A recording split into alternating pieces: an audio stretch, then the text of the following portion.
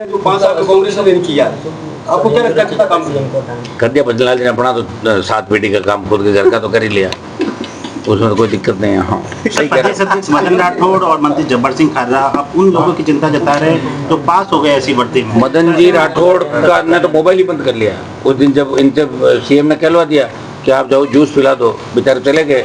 और उसके बाद जो नंबर था, बोले राठौड़ साहब बोल रहे हैं, बोल रॉन्ग नंबर थे। फिर उस मोबाइल को बंद करना पड़ा उसको 5 दिन तक। कितनी बड़ी बेइज्जती हुई उनकी, बताओ। सीएम ने कहलवा दिया कि आरएस एग्जाम पोस्टपोन कर रहे हैं, जूस पिला कर अंतर तोड़वा दिया।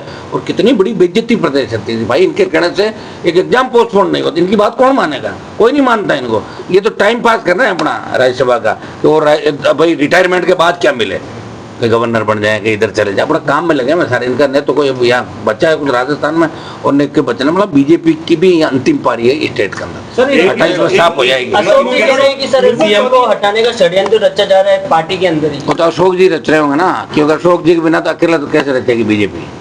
भाई मान लो सीएम को हटाने के लिए बीजेपी के कुछ विधायक तैयार हो रहे हैं, तो फिर अशोक जी भी तो कुछ विधायक देंगे। बात तो होगी इनकी, बात हुई है जब भी, तो पहले भी तो हुआ। पहले वसुंधरा जी ने अशोक गहलोत को आदमी दिए थे। ये तो होता ही है राजस्थान में, नई बात क्या है। और भजनलाल खुद कह रहे हैं ना कि कांग्रेस के नेता रात के अंधेरे में मेरे से मिलते हैं, तो वो बड़े मगरमच्छ कौन है? वो कांग्रेस के नेता ही तो है। वो धीरे धीरे सब आपके सामने आ जाएंगे। Thank you sir. करे रोलिंग करें रुको सर, भरतपुर करौली तरफ के लोग आंदोलन कर जाट आंदोलन की बात कर रहे हैं सर। आप देखिए, जाट आरक्षण आंदोलन जब हुआ था 1998-99 के दौर में, उस समय हमने राजस्थान में आंदोलन किया। मैं यूनिवर्सिटी का अध्यक्ष था उस समय।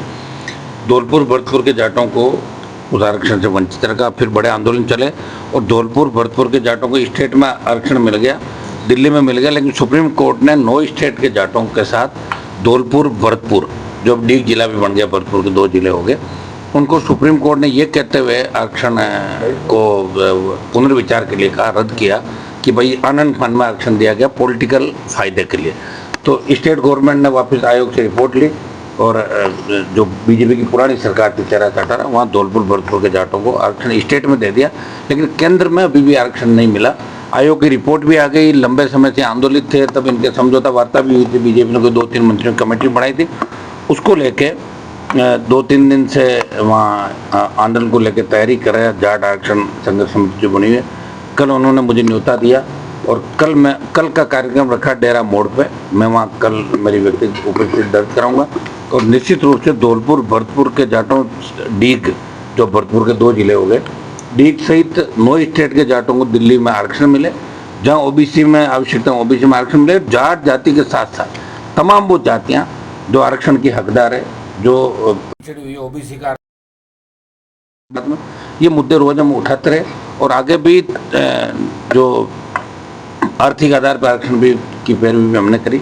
आगे भी जिनको आरक्षण की आवश्यकता है उनको आरक्षण मिले, इस दिशा में हम लोग शुरू से प्रयास करें। कल मैं भरतपुर धौलपुर के दौरे पर रहूँगा और जाट आरक्षण आंदोलन में कल बड़ा निर्णय हो सकता है, कोई भी, वो हम करेंगे। सर, पर 2 बार बीजेपी 2 बार कांग्रेस, दोनों ने नियमों की ताक पर रखकर, जिस कारण ये बार कोर्ट में रद्द हो गया। आपको नहीं लगता जाटों के साथ धोखा होगा? धोखा तो सबके साथ ही हो रहा है, पूरे देश के साथ ही धोखा हो रहा है। राजस्थान के साथ तो 70 साल से धोखा हो रहा है।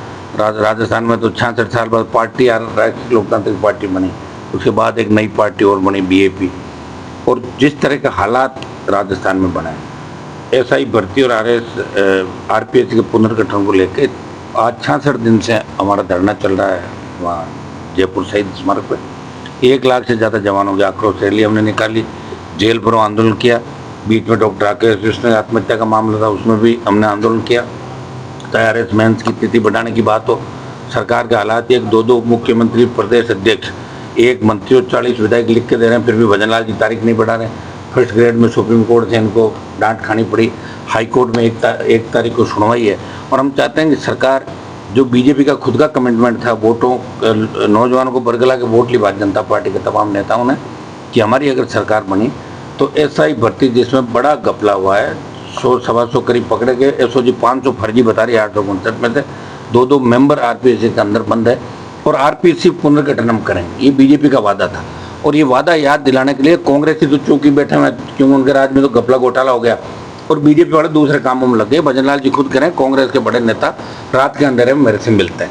तो निश्चित रूप से इस राजस्थान को बचाने के लिए किसी को निकलना पड़ेगा, और निकलता हूँ मुझे कोई दिख नहीं रहा। हनुमान बेनीवाल इस तरह पहले आंदोलन कर रहा था, प्रयास कर रहा था, वही आंदोलन प्रयास में रहा है। 1 तारीख को अगर फैसला सरकार हमारे पक्ष में नहीं करती है या नहीं देती तो फिर दिल्ली कूच का कार्यक्रम भी हमारा रहेगा। सर पंचायत चुनाव में अधिकारी पकड़े जा रहे हैं भ्रष्टाचार के। हाँ, तो मैं तो पहले ही हमेशा आरोप लगाता हूँ कि एसीबी में तो वो लोग जाते हैं ज्यादातर जो बाहर ढाब के भ्रष्टाचार कर लेते हैं, फिर अपने एसीबी में पोस्टिंग करा लेते हैं।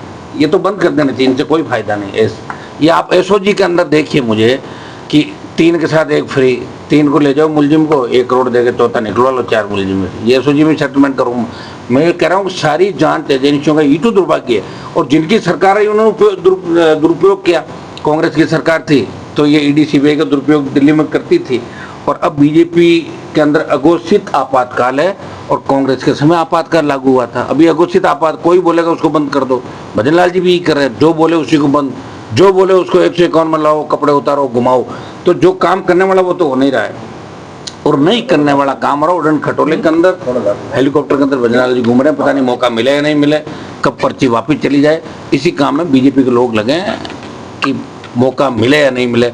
और ऐसे जो नौसिख के मंत्री इनके साथ हैं, और जिस तरह का आभा मंडल चारों तरफ, उसे देख के मुझे लगता है कि राजस्थान सही दिशा में जा रहा है। अपराध, महिला उत्पीड़न, बेरोजगारी, किसान, ये प्रमुख मुद्दे हैं। पीने का पानी नहीं मिल रहा लोगों को, आप बताइए कितनी योजनाएं चला रहे हो। हालात बद से बदतर होते जा रहे हैं, और इसके लिए दोनों पार्टियां जिम्मेदार राजस्थान की। सर क्या आरएलपी पंचायत चुनाव में सर पूरे राजस्थान में चुनाव लड़ेगी आरएलपी पंचायतों में? हाँ, पक्का लड़ेगी। ये गहलोत जी का यूटर्न हुआ है, शेखावत जी के मामले में कह रहे हैं कि समझौता करो, विड्रॉल करने का केस वापस लेना चाहिए। क्या इन्फॉर्मेशन का जो केस है मानहानि का जो केस किया हुआ है दिल्ली में, वो वापस लेना चाहिए। किसको लेना चाहिए? शेखावत जी। तो शेखावत जी गहलोत जी तो एक ही है, दोनों बात होती रहती है इनके, तो शुरू से नई बात किया तो वो तो कहने की जरूरत नहीं, इशारा किया हो, बात हो गई होगी इनके पहले। इन्होंने शेखावत जी के वहाँ पुलिस भेजी थी उस समय जब सरकार गिर रही थी, तो इन्होंने यहाँ रेडें कराई थी, वो तो सब आपस में मिला जुली का मामला है, सारा मिला हुआ राजस्थान में, चिंता नहीं करा। सर जब संविधान बचाओ रैली की जा रही है, किस चीज़ का संविधान? संविधान तो बच्चा हुआ, ले कौन जा रहा है संविधान को? कहाँ ले जा रहे हैं संविधान को, बताओ मुझे। संविधान को कोई लेके भाग रहा है क्या?